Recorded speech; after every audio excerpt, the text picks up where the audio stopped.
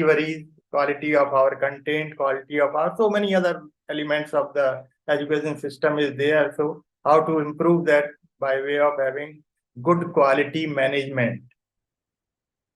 Okay. So how you would like to proceed? Can I ask participants? Would you like to interact, or should I start from my side only? So interact, sir. Go with interactive session. Interact. Okay.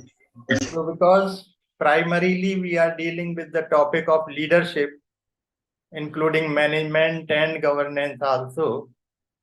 So anybody who is aware about the concept of manager and leader, who will tell me the difference between leader and manager? Sir, leader is the one who takes the initiation and takes the team along with him, and he also do the job. So what is the difference? What is the basic difference? Sir, the leader is a person who influences the team members. Very good. Manager who works according to the guidelines. Very good. Very good. Thank you, sir. Definitely we are starting with the session that we will be talking of management as well as leadership. Because to all of us as an educational organization, as an educational leader of this particular organization where she is working, or as a manager of that, I think you might have listened about one of the very famous book worldwide, that is Management of Learning. Have you heard of this? Just very popular book is there, that is Management of Learning. It will be available in number of books also, number of stores also of the books there. Let me start with my slide presentation first.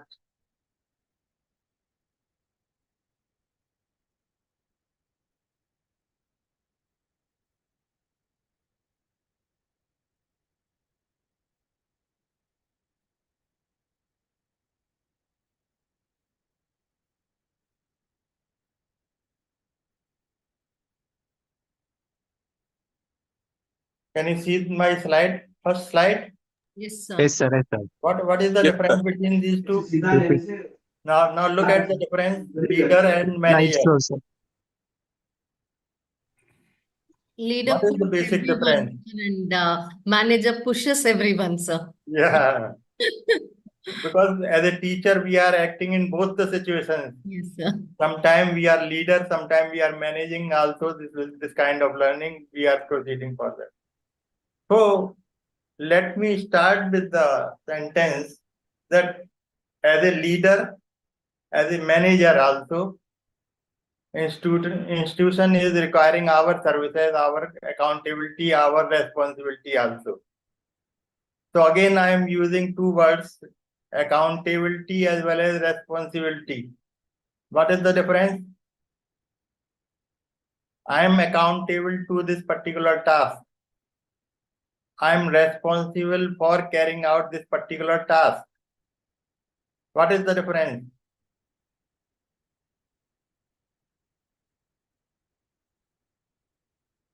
Responsibility is taking charge of everything, sir, and accountability is giving the details of whatever the task that I have taken, sir. Yes.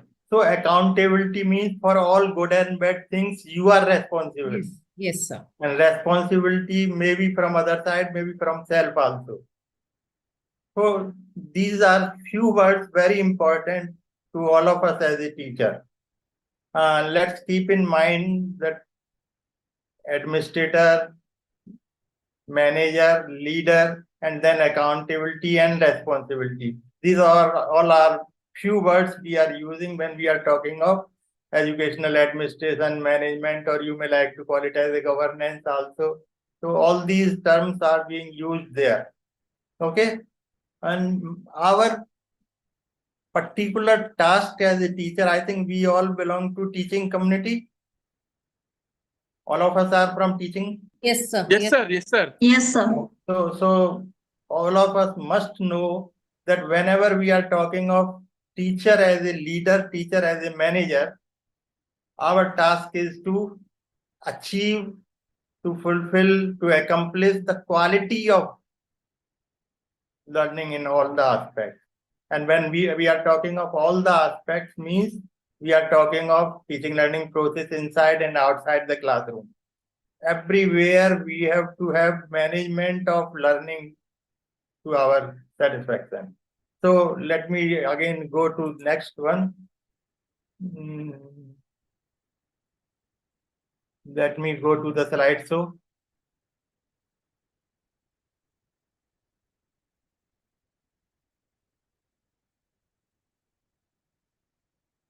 Can I have slide show?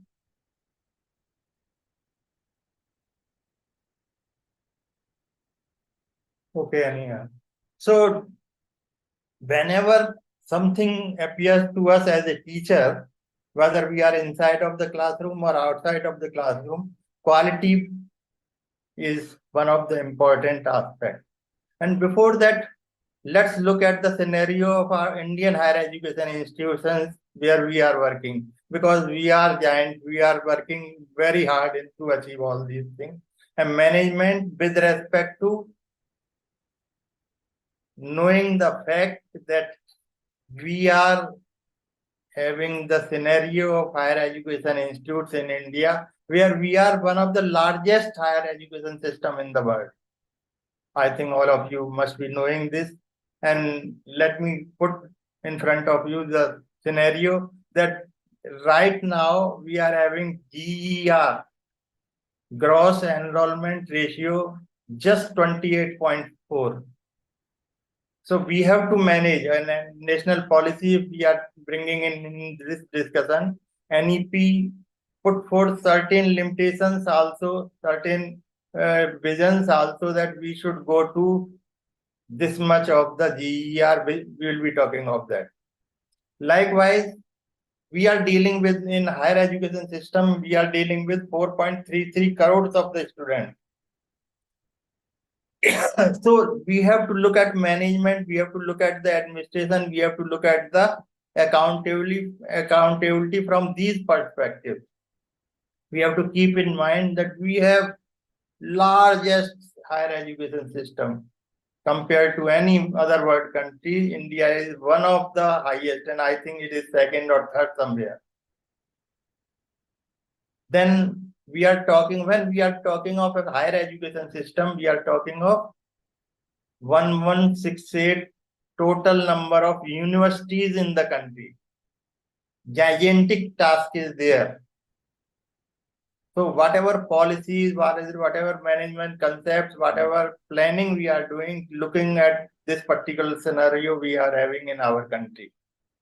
If you look for total number of colleges, close to 45,000 there. Number of colleges are more than 45,000. Then total number of standalone institutes.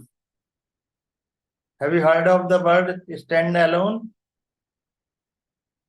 There is one concept which has recently emerged from national policy, that is what is that? Multidisciplinary organizations, where in one organization we are having different types of colleges also, departments also. So we are now multidisciplinary task. So we are talking of, and NEP 2020 is forcefully talking of multidisciplinary organizations, and there is a vision. Again, I would be discussing with you.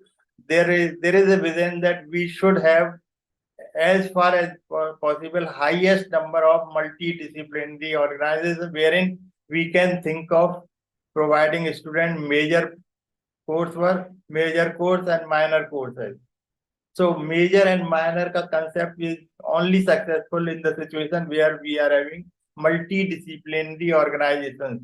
So this concept of having standalone only arts colleges are there, only science colleges are there, only teacher education institutes are there.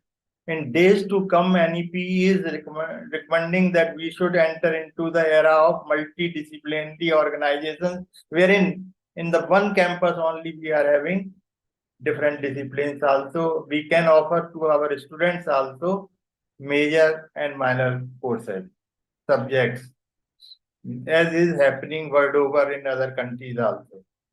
Then if you look at number of higher education institutions, latest data is there, 58,000. Central universities already you are aware of are nowadays almost in each and every state of the country. We have central universities. I think central university concept is emerging very fast. In almost all the states, you will find that central government has opened up central universities also. Central University of Punjab, Central University of Rajasthan, Central University of Uttar Pradesh, Central University of Andhra Pradesh. Likewise, there is a concept now entering very speed, and that is total number of central universities as on date we are having 56. And of course, as all of you are aware that besides central universities, we are having state universities also. Those state universities are governed by state legislation, whereas central universities are governed by central government. So grant, finance, management, administration, everything in central university is from the central side.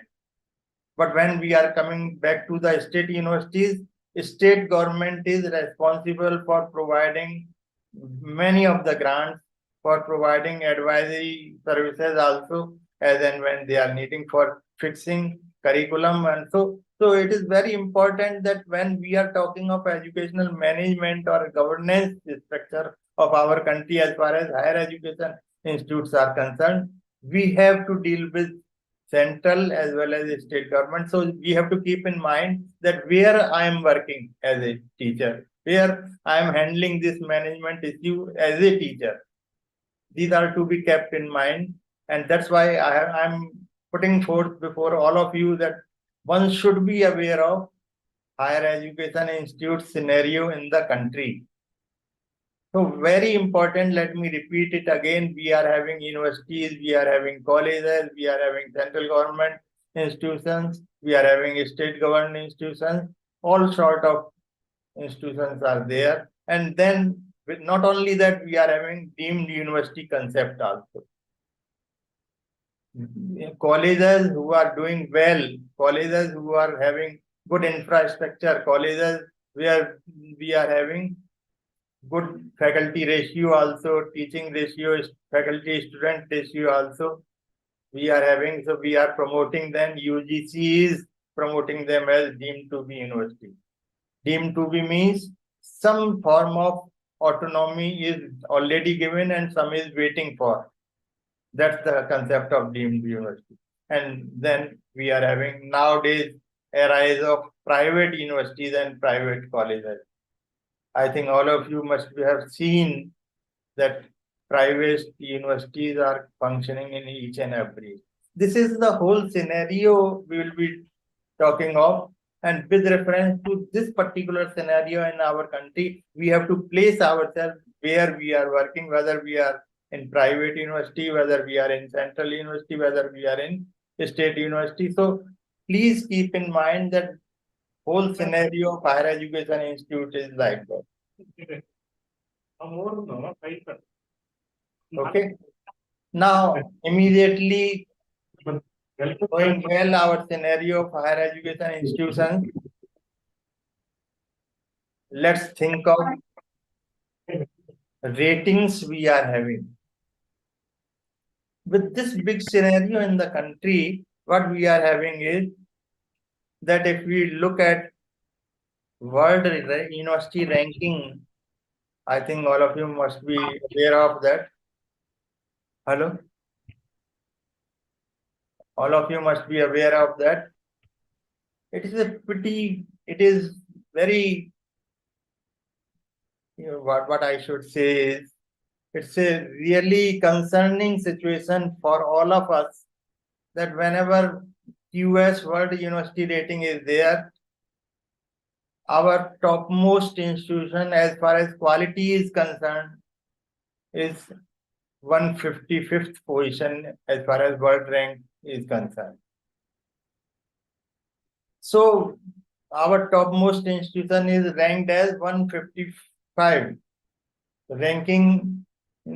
That means that no institution of this country is in world ranking up to 100, up to 150, I can say.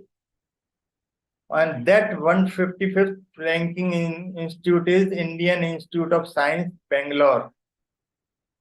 Then we are having 172, 174, 250 position. So what my humble suggestion here is that look at this scenario as far as quality of institutions in US World University ranking is concerned, that we are, our top universities, IISc is at 155th ranking situation as far as world ranking is concerned. And this is the latest one. It's very necessary to deal with you, to just discuss with you that when we are talking of US World University ranking, there are certain parameters. You may say that, yes, parameters are differing, that's why this ranking. Almost every parameter is referring to the quality of universities. Quality of universities are ranked worldwide. This QS World University ranking is catering to what parameters? Academic reputation, employers' reputation, research, impact and internationalization, faculty and student ratio, citations per faculty, international research network, primary referencing and institution ability to create and sustain research partnership. Very important part. Nowadays, we are carrying out researches, we are conducting researches by way of having partnership with other organizations, not only within the country, but outside the country also. We can, so research is now taking another shape, that is partner researches, partnership researches, wherein two different countries of the world are coming together and they are participating as far as research is concerned. So they have employed, they have used that as parameter also for US World University ranking. Likewise, outcomes, employability, sustainability. And besides, not only that, I am referring to NIRF ranking also. I think, again, all of you must be aware that NIRF ranking is given by Ministry of Education. In NIRF ranking, in our own ranking system also, IIT Madras is topping that. Indian Institute of Science is second here. Indian Institute of Technology, Delhi, IIT Delhi, Bombay, Kanpur, they are topping that list of universities. So even NIRF ranking in our country is concerned, only we are looking at IITs as far as quality is concerned. So total concern is there of the quality, and that's why we say that let us think of having quality management system, quality administration system, quality accountability system, and all these things. And NIRF ranking, if you look at based on parameters, here they are talking of quality of teaching learning, quality of resources available.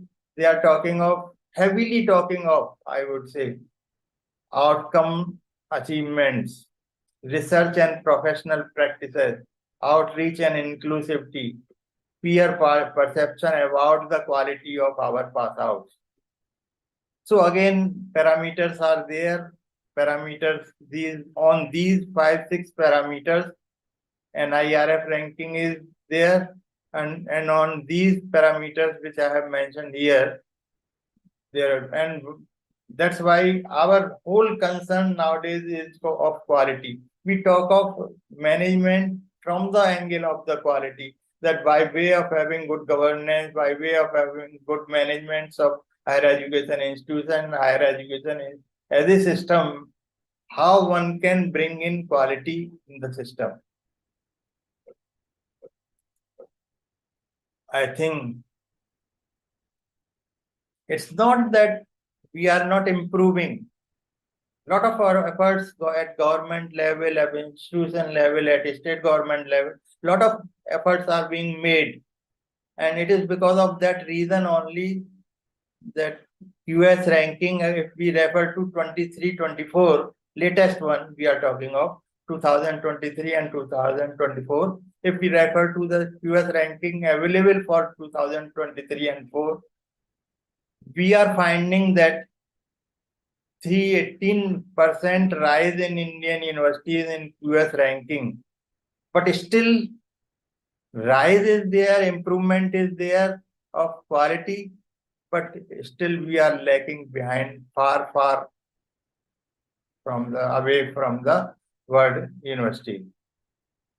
Just for your information, I would like to say that recently there was a news in Times of India that this is there in 2023 and 24. They have seen where we were, and in 2024 and 25 also they have seen that. So if you look at that, 31 rating changes there, and it is upward direction, and now IIT Mumbai is there at the top. In all the QS ranking worldwide which is available, they have published that data, and data says that in 24 and 25 there is some improvement in quality, but still we are waiting for to be included in first top 100 university. No university, no college is having within that 100 ranking. So efforts are required to be done as far as improving of that quality ranking is concerned.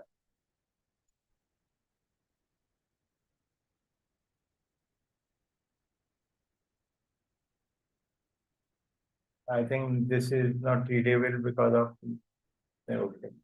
So here also research emphasis is too much there as one of the parameters. So if we have to improve our quality, if we have to bring in our system within 100, lot of efforts are required there. But with those efforts, we have to look at the challenges also. Just look at challenges of higher education sector which we are having in our country. Already I have mentioned about that. GER is right now 28.4%. And if we compare with major developing countries and even developed countries, it is quite low. Not only rate of GER is low, but it is regional variations are there, other different sections variations are there. So no equity in gross enrollment ratio among different sections of the society. For example, if you look at males, 26.3%, females, if you talk of 25.4%, SC, if we bring in our mind, then it is 21.8%, and ST also. So disparities, you look at from 15.9% to 26.3% variations are there. Ranges there. This is also not equal.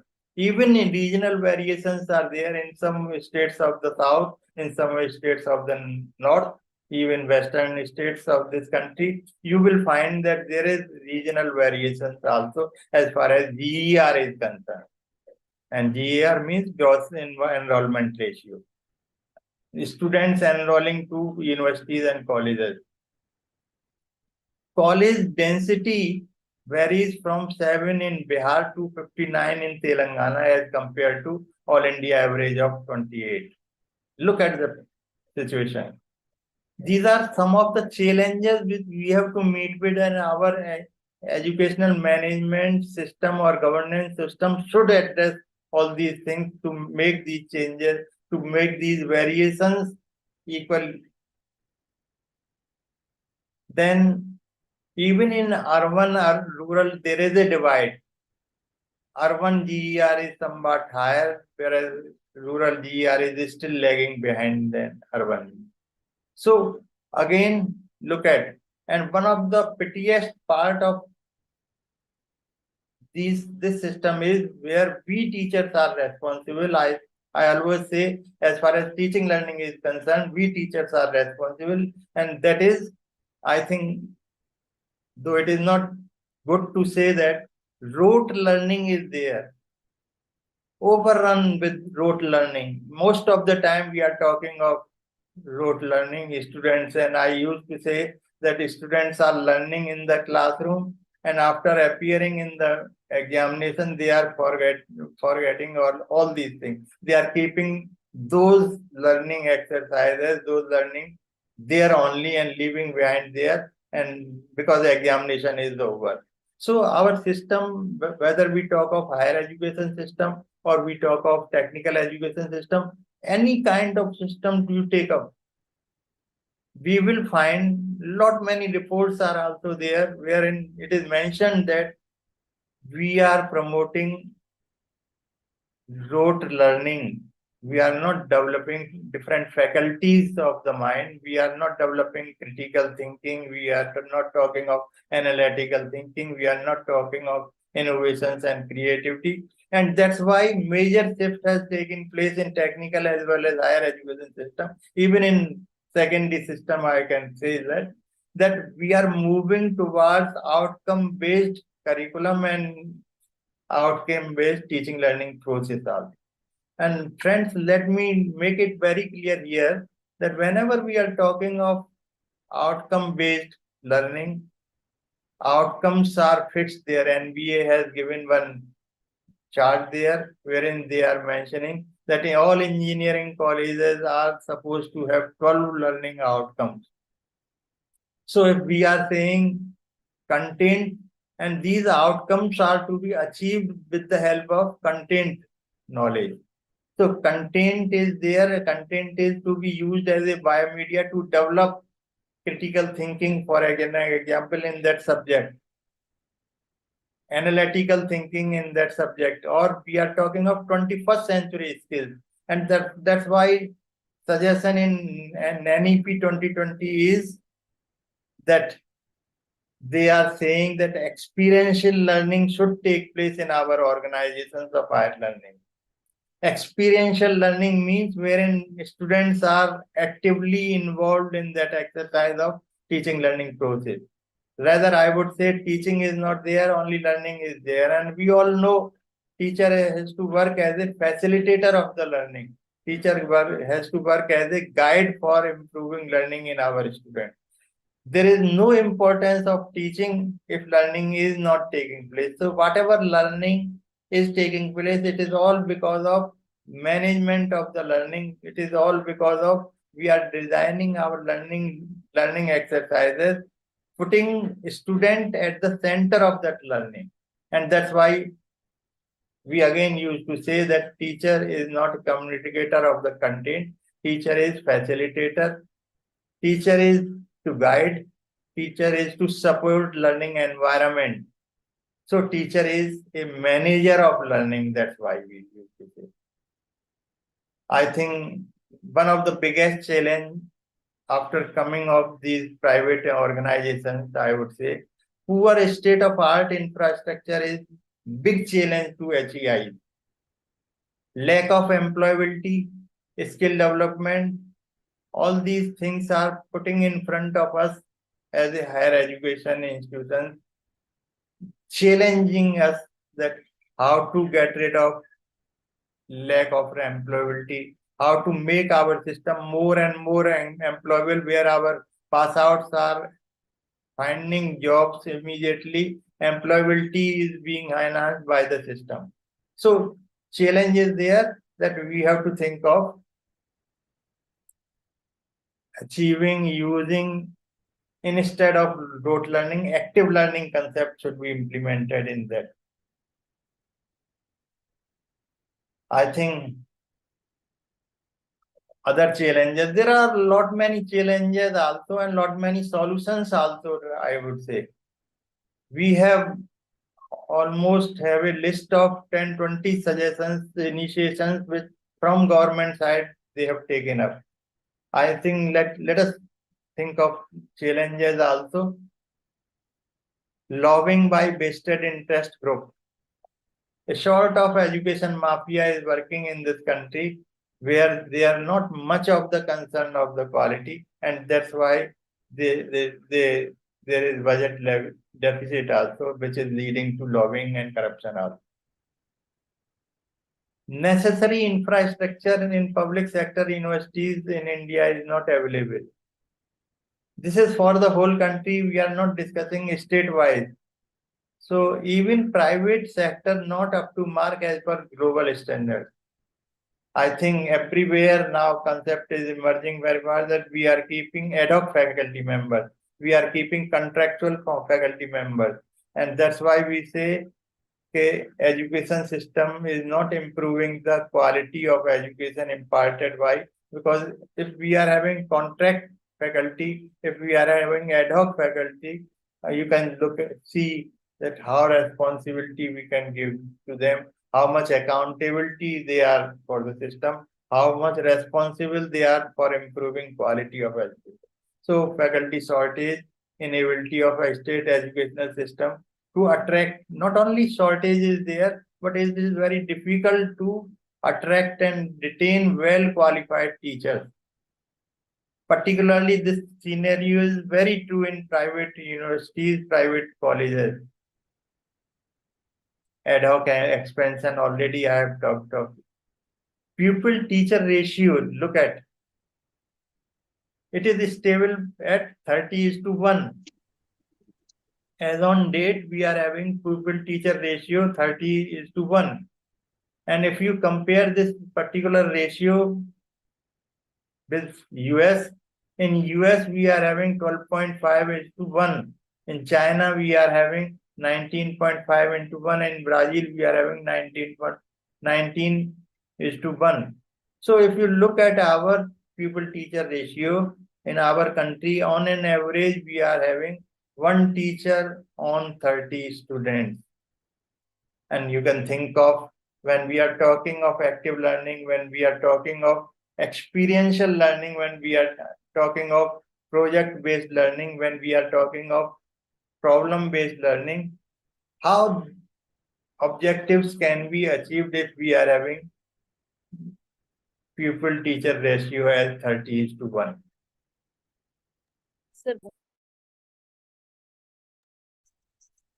So nowadays you might have seen that UGC is insisting for competency based, outcome based, or we can say that lot of changes in curriculum design is there, and we have to adhere to that requirement of the UGC. It is all because of the fact that we don't want to expand that curriculum. We want to retain old curriculum as well as new curriculum.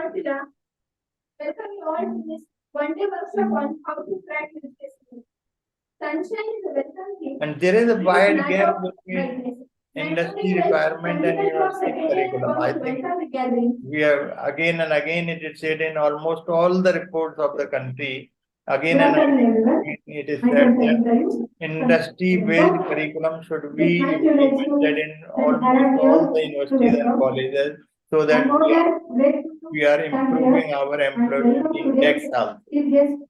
So for improving that employability, because ultimately Disturbance is going on, sir. Otherwise, somewhere noise is there. I think from your Ibrahim, side. kindly mute. So curriculum should be in line with the industrial requirement. And I think all of you will agree with me, 21st century is requiring different kinds of skill, like cooperativeness, Nalini madam, like kindly mute. creativity, like critical thinking, I am referred. And so many of the outcomes, many of the skills in technical education already NBA is evaluating quality of an institution based on the curriculum, where they are mentioning clear-cut mention is there. Again, the noise is there somewhere. So So curriculum is to be matched with the industrial requirements.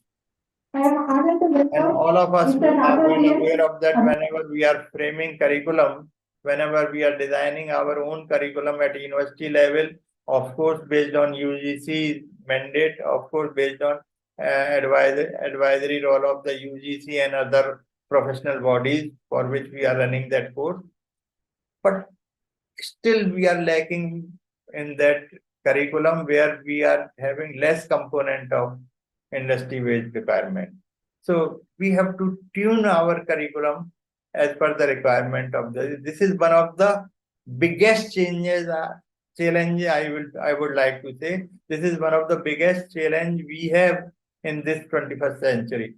Not only development of 21st century skills, but we have to improve our curriculum so that we can catch up that requirement of creativity, innovations, research skills, 21st century skills likewise. Wide gap is there in the requirement as on date also.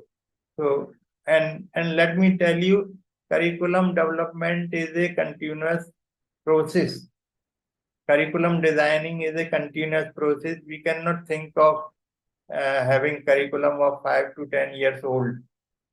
Curriculum cycle is there, requirements are changing and world is changing at the fast rate. Not only in knowledge, but also in different other aspects of the employee. So looking into that requirement of the industry, we should think of changing curriculum. If you look at the data, one of the challenges there that NEC, I think we will be discussing that in the next session. NEC is having quality assurance technique. And in our country, as on May 24, 6534, only 6534 institutions, higher education institutes are having NEC accreditation. And we will be discussing that NEC is talking of quality assurance. It is quality assurance that you are at this level, and NEC is also mentioning that quality is a continuous process. Quality is a journey, it is not a destination. So we will be talking of that.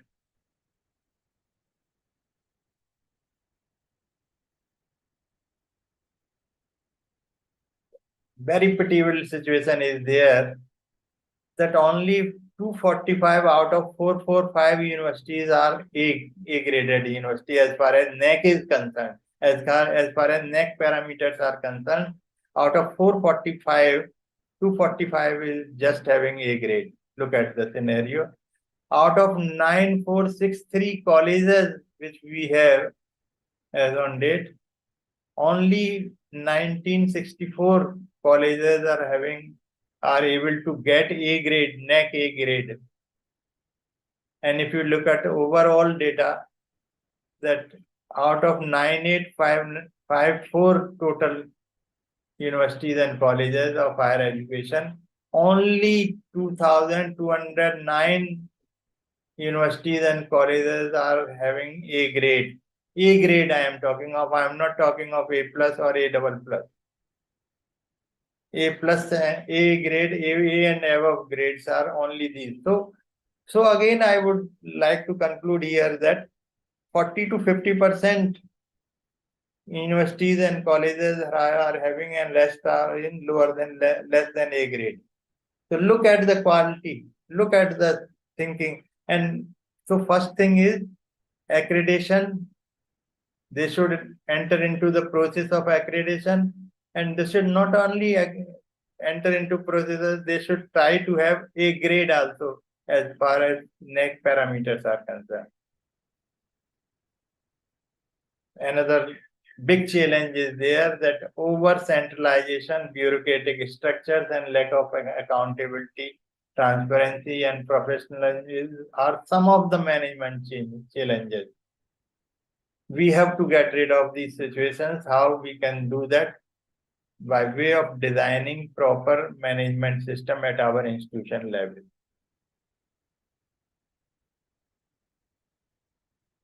We are well aware of the fact that teacher is responsible for other activities also besides academic activities in the classroom. Like examination conduction is there, support to the administration is there. There are many other responsibilities as a teacher we are, so quality again lagging behind. Factors like poor fund allocation, research, because to me, I consider that as far as universities and colleges of higher education are concerned, three tasks are very important. One is, of course, we are meant for our students, so teaching learning process is to be given topmost priority. Then besides that, it is the responsibility of higher education institutes to produce, to come out with good social researchers, to come out with need-based, industry need-based researchers. And that's why, again, I'm referring to NEP. NEP has given another organization's the recommendation that as far as research is concerned, we should enter into partnership researchers. We should enter into the researchers which are helpful to social systems which we are having in our country. So researchers should be sociological driven.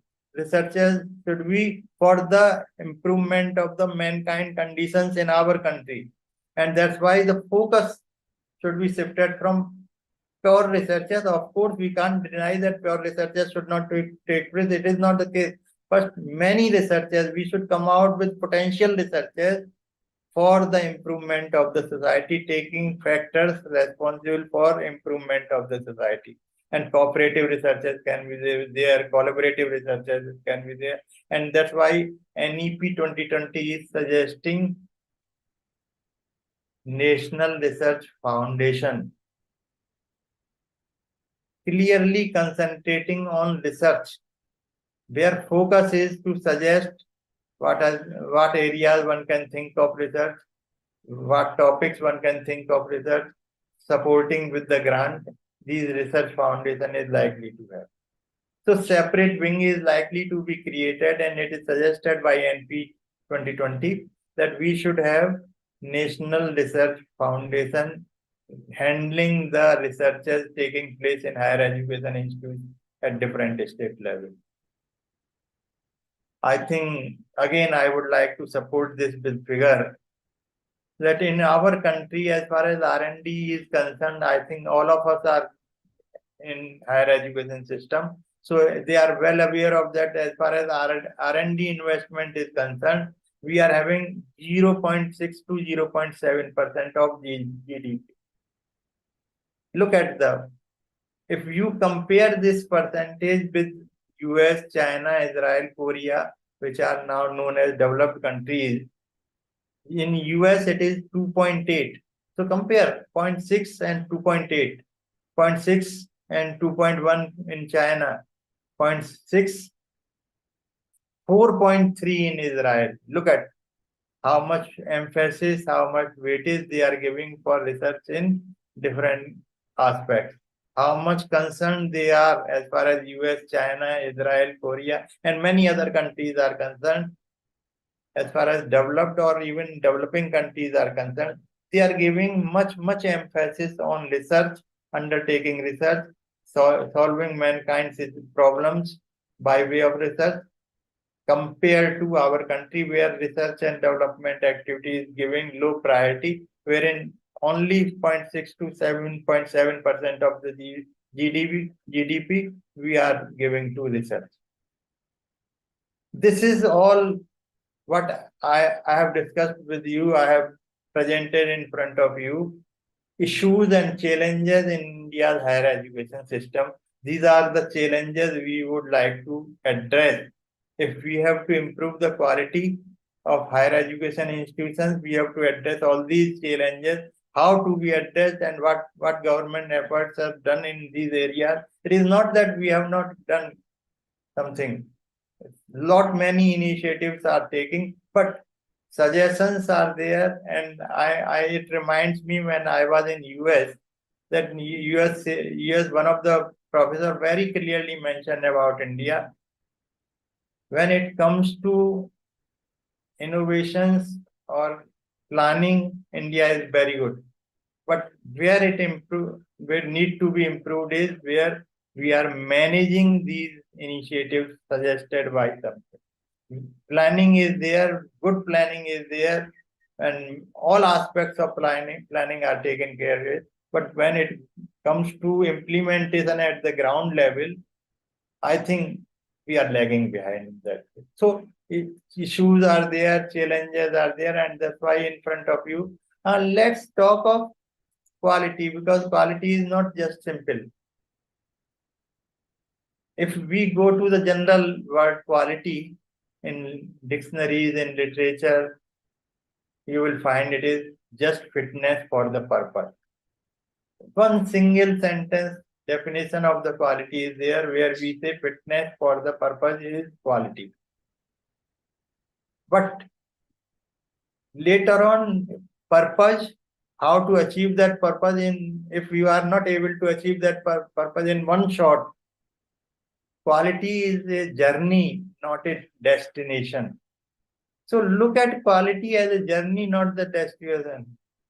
It is not one-time achievement. And on this plea only, this NEC, NBA, and NCT, all these organizations are working. All these organizations are recommending so many things. Model curriculums are there, modeling approaches are there, their concern is there. Because it is not destination. So if you are at some position as on date, there is a scope for improvement also. So it's a continuous journey. And it is also said that the pursuit of quality is an ongoing journey, and the road to excellence is paved with continuous improvement. What is more important is that we should go for continuous improvement, because it is journey. Quality is a journey, and quality is also taken into consideration different aspects. I think you all are aware that input, process, and outcome approach is there of higher education to achieve overall quality. Somewhere we are saying input is important, somewhere we are saying process is important, somewhere we are saying outcome is important, and somewhere we are saying that all these three aspects are to be taken care of at one shot. So whenever we are talking of the mechanism of the quality, whether we would like to concentrate on input, whether we would like to concentrate on process, whether we would like to concentrate on output based. Quality as a system, if we talk of, education as a system, if we talk of, it is overall, including input, process, and outcome. So we talk of quality of input, we talk of quality of process also. We try to, really speaking, manage our quality of output, quality of process, quality of input. I think all of you must be well aware of, we have, whenever university is being established, whenever process is being established, whenever application is there, we normally use recognition, which is given by UGC-HRDC looking into the requirement of the subject. Even professional bodies are nowadays entering into that. Thank you so much. IMA is there, PCI is there. So all these organizations are talking of recognition. Recognition means they are giving us assurance of the input. Yes, whatever input, infrastructure, facilities, resources required at the entry time, they are sufficient, and then only they are recognizing them.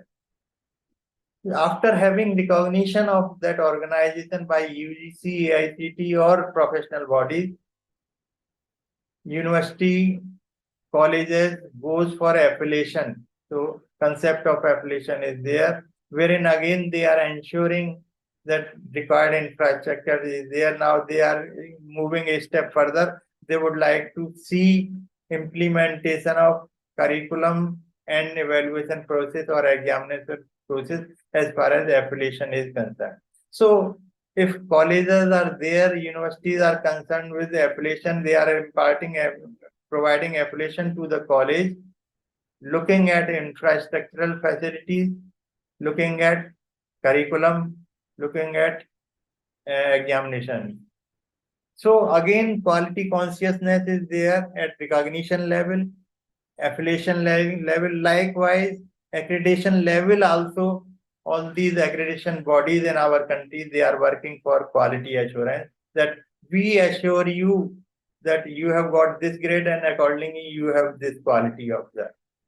As far as I think parameters we will be discussing when we will be talking of NEC and NBA, but quality, yes, quality assurance is given by NEC as well as NBA also. And as I mentioned with you, very important part is we are not supposed to stop at this point of time that we have accredited by NEC or we have accredited by NBA. Now our role is over. No. The very important, the main thing is, after getting that accreditation score, we should not forget to have continuous improvement as a process. Because that's why again and again I am saying that quality is not a destination where we have reached one time. Quality is, again I am repeating that quality is an ongoing journey. Quality is a journey, and lot more is to be achieved in terms of quality. And that's why continuous efforts are required, continuous improvement processes are to be managed. And here we require management of education. So look at whether we are talking of quality of input, whether we are talking of quality of process, whether we are talking of quality of output, we are talking of providing assurance to that extent, looking into the what parameters they are concerned with. And all these parameters, I'm sure they are concerned with overall improvement of the quality of the higher education improvement. With no step at any point of time going further and further also. And these recognition, affiliation, accreditation, and employability processes also giving us clues about quality which we are having at our institute level, at our higher education level. So after getting information, after getting feedback from employability employer also, or from industrial organizations where our pass outs are being employed, we are getting quality indicators at that point of time. I think I would like to mention when some report mentioned about, when employers mentioned about the fact that only 25% pass outs are employable. We are not talking of employment that we have provided this. What they are saying is, in terms of the employability, employability means it is to be decided by having certain skills and competencies. So report says that only 25% pass out of our higher education system. They are not happy, guys. Employers are not very happy about the university system and about the higher education. So we have to sit together and we have to sort out that what kind of curriculum, what is your requirement, what kind of skills are required. And these skills are changing also. So frequent changes in the curriculum designing process should take place, keeping in mind what employers are required. For example, very famous talk is artificial intelligence is the requirement of the day. Robotics, data mining, data analytics, all these are the requirement of the industry as on date. So we have to switch our curriculum, we have to switch our teaching learning process also. Requirement, having the latest requirement of this. So think of all this curriculum, quality, and what parameters we have to take. If I look at the quality from different angles, three important angles of quality are there. One is fitness for the purpose. Higher education should work for the fitness for the purpose, what industries are saying to us, what industries are needing as on date. You might have heard the statement, knowledge is increasing at an exponential rate. what is required to be retained here is outcomes, competencies, skill part. So keep in mind through that particular content of the subject or the discipline, our achievement should be for competencies, for outcomes which we have designed there, which we have decided in our curriculum. And that's the concept, and we are saying that we should have outcome-based curriculum as on date. And accreditation will be on outcome-based curriculum only. So if organization, higher education institutes are not having outcome-based curriculum, NBA is not allowing to accredit those organizations. So NBA's minimum requirement is there that you come with outcome-based curriculum. And I already told you that outcomes means 21st century skills. NBA has given 12 outcomes also. They have defined generic outcomes also. Those who are from technical education system, they must be knowing that almost all the engineering colleges, all the institutes in the country that are taking care of technical education, they have converted, they have designed that curriculum based on outcome-based curriculum. Even in UGC for other higher education institutes, UGC is nowadays issuing circulars wherein they are saying it is must to have outcome-based curriculum now. UGC is going a step further also, credit-based curriculum also. They say choice-based curriculum, credit-based curriculum. All these changes are taking place because society is changing, because knowledge is changing at an exponential rate. So knowledge will come and go there, but whatever skills, concepts you have developed through attainment of the outcome will remain with you whole life. Journey, again, second angle of the quality is journey, not destination. So don't think it is a quality is a destination. We have reached to that level. Now no efforts are required. Think of quality as a journey. And quality is not from one or two words. Quality encompassing composite word, number of key elements are playing role. Already you must be knowing input is there, process is there, outcome is there, and number of elements and areas are there. And based on these areas, NBA accrediting body of this country, they are coming out with parameters. So they are taking care of different elements, key elements of the quality by way of introducing in the accreditation system these parameters or criteria against which they are assessing the quality.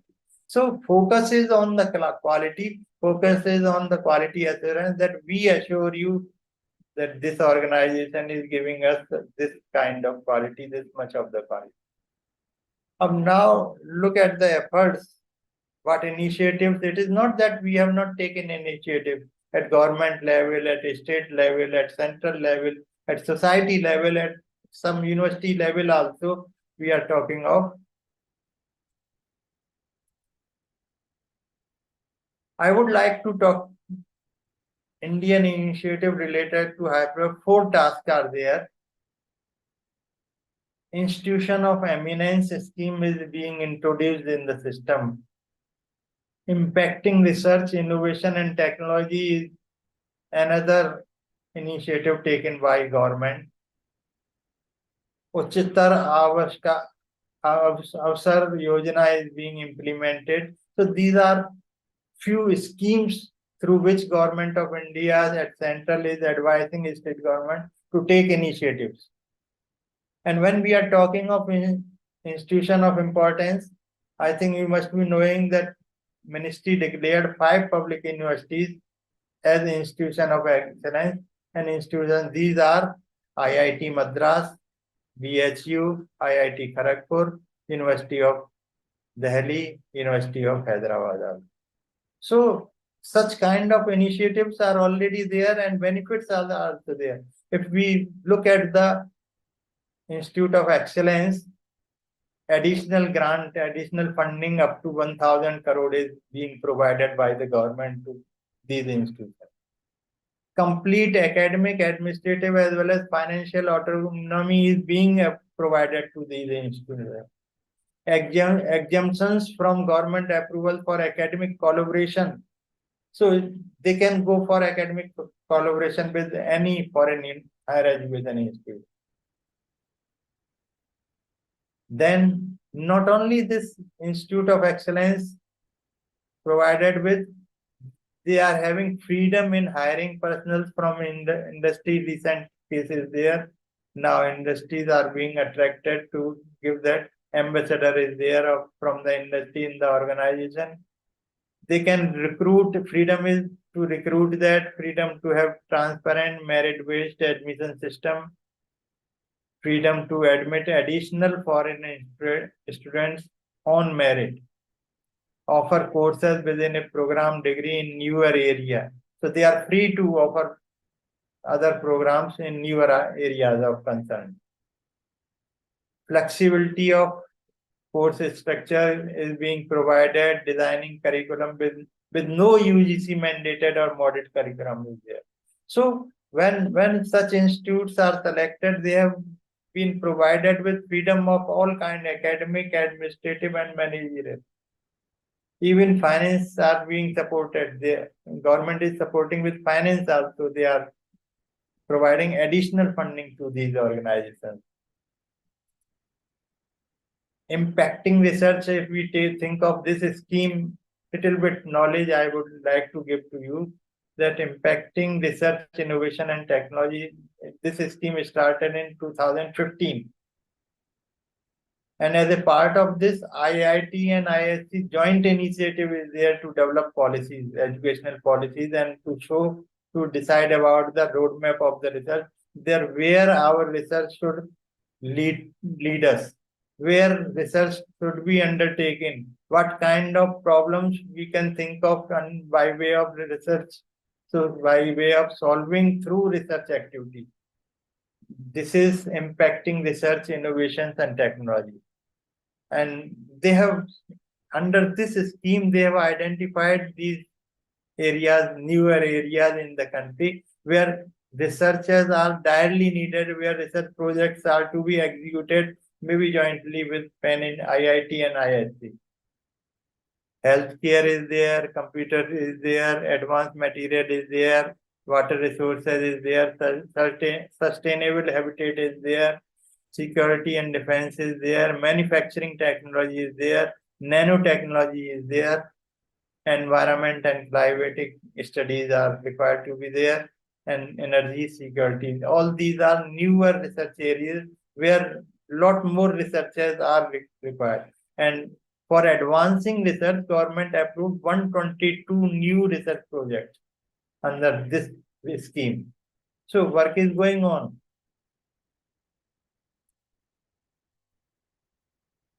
Here under this scheme, under this Avishkar Yojana, Uchitar Avishkar Yojana, they are talking of promoting innovations of higher order that directly impacts the need of the industry, and they are by improving competitive edge of Indian manufacturing. Focus is there, very direct focus is there. Impact should be visible there. Undertake the kind of research, kind of innovations which is directly impacting the need of the society, the need of the industry. Scheme focus on, the main focus of the scheme is on industry academic collaboration. I think lot more is now, sensitization is taking place at different places through different programs, and sensitization is about National Education Policy 2020. I think little hurriedly I am going. 5 pillars of policy they have defined, they have recommended is access should be there, equity should be there, quality should be there, affordability should be there, and accountability should be there. So our whole NEP system, NEP recommendations are based on taking care of these 5 dimensions, which are very important as far as the Indian Constitution is. And NEP, if we go into deeper details of that, I think very first slide, if you refer to, I talked of GDP. Enhanced gross enrollment, GER की बात की थी हमने, and gross enrollment ratio. What NEP is suggesting is that we should reach to 50% by 2035. So management is required, governance is required for reaching to 50% by 2035. This is one of the biggest recommendation as far as our education system is concerned. Then not only that, NEP is concerned with holistic and multidisciplinary education. I have talked of with you little bit earlier. Then technology should be heavily used in imparting, designing, planning, evaluating education system. So role of technology, they have well defined there, that we should not be lagging behind with any other country compared to any other country. Our country should also think of. Nowadays, we are talking of not use of technology in education, but we are talking of integration of the technology in education. So these are the two different terminologies we are using, and nowadays we have moved forward to integration of technology in education. Whatever content we are dealing with, whatever discipline we are dealing with, we should find place of technology in that delivery process. So whenever classroom designing is there, whenever we are designing classroom experiences for the student, for teaching learning process to take place, think of integrating technology in the form of using different technology-based software. Even robotics are there. I think you might have been hearing nowadays a lot more about artificial intelligence. Artificial intelligence is able to create robotic teacher also. So make use of artificial intelligence, make use of artificial intelligence in the form of robotics, make of teaching assistant, make use of artificial intelligence in designing different learning experience in the classroom situation, even outside classroom situation. So think of using, take advantage of technology as much as possible. This is what National Policy 2020 is referring to. Culture. They are not just talking of undertaking researchers. NEP is heavily talking of creating culture of research and knowledge.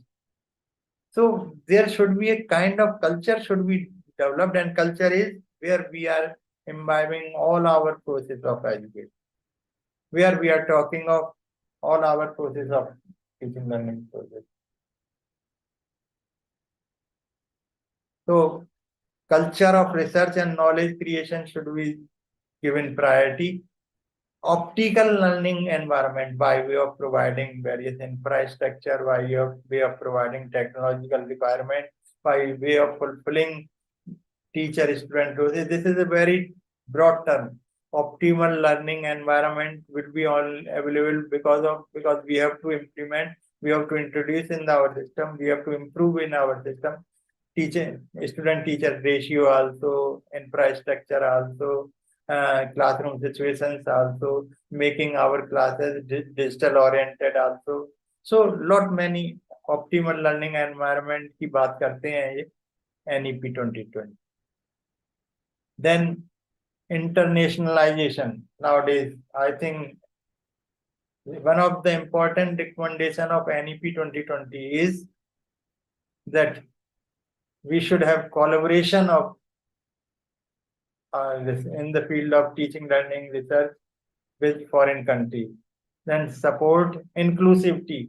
Nowadays, we are talking of regional disparity, regional variations is to be reduced every day. And then faculty autonomy and freedom to innovate. We can think of regulatory bodies consolidation. I have already talked of you. Nowadays, we are going to have a higher education system umbrella organization, that is higher education system umbrella, wherein we will be having all the three components, their accreditation, including the accreditation. And then include institutional consolidation, wherein we are talking of stand-alone institute nowadays, but they have to be converted into multidisciplinary organizations. So think of all these. We have to manage this.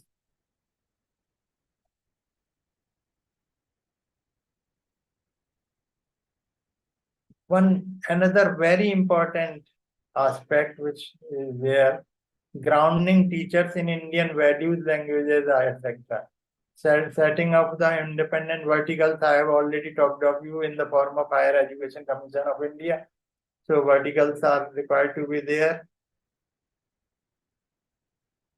Okay, I think time is already there. I think 3:15 is there. So I am stopping at this point. In next session, I will take up the rest of the thing. Okay.